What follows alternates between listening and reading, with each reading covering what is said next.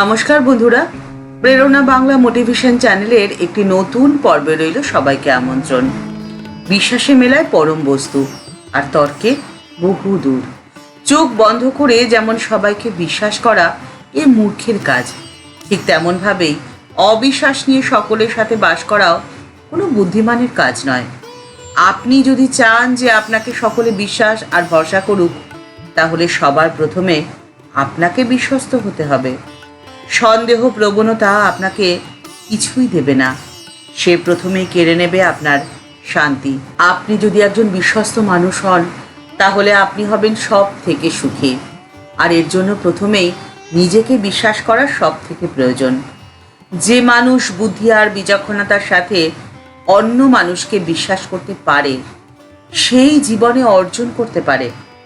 আপনি যদি সবসময় অবিশ্বাস নিয়েই থাকেন, তাহলে স্বয়ং ঈশ্বর আপনার সামনে দাঁড়ালেও আপনি তাকে চিনতেই পারবেন না। সুরেন্দ্রনাথ সেন একদিন স্বপ্ন দেখলেন যে এক দেবী মূর্তি তাকে মন্ত্র দিলেন এবং বললেন, আমি সরস্বতী।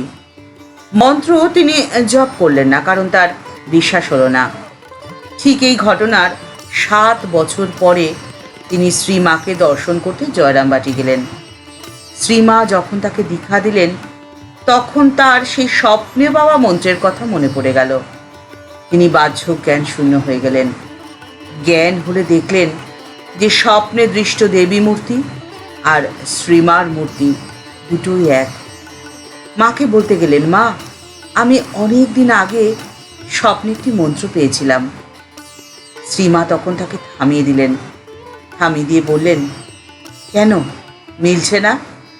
ঠিক মিলেছে তো?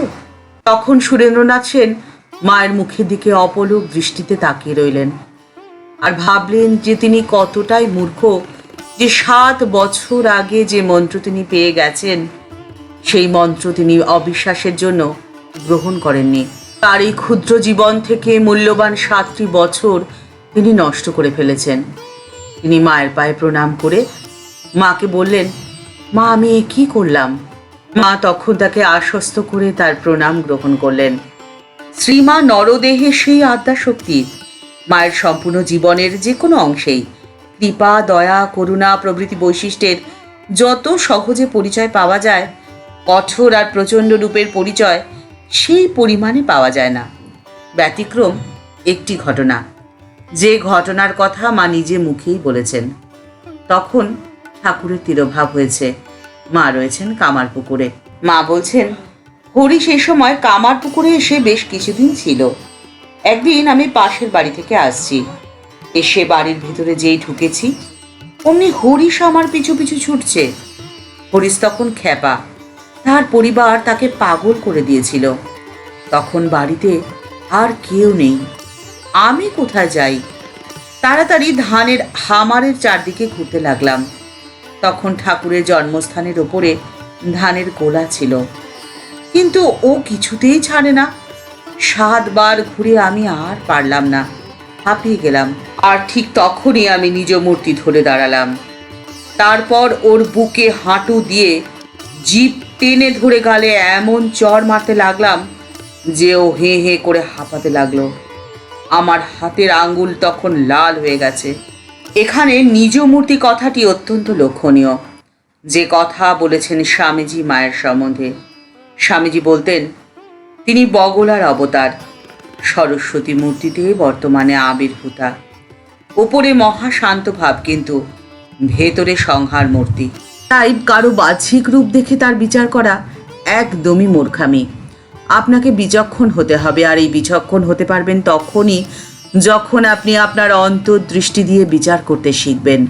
আর তখনই আপনি জীবনে সফল হবেন, কারণ অন্তর্দৃষ্টি দিয়ে যে জিনিস আপনি বিচার করবেন, তাতে আপনি কখনোই ঠকবেন না। তাই ঠাকুরের প্রত্যেকটি সন্তানের কাছে মা ছিলেন সাক্ষাৎ জগদম্বা। তাদের ভাবনায় তিনিই ছিলেন একাধারে যজমান ও যাজ্ঞা, অর্থাৎ আরাধ্যা দেবী। বেলুড় মঠ স্থাপিত হওয়ার প্রায় 3 বছর পরে 1901 সালে স্বামীজি প্রথম মঠে দুর্গাপুজো করেছিলেন।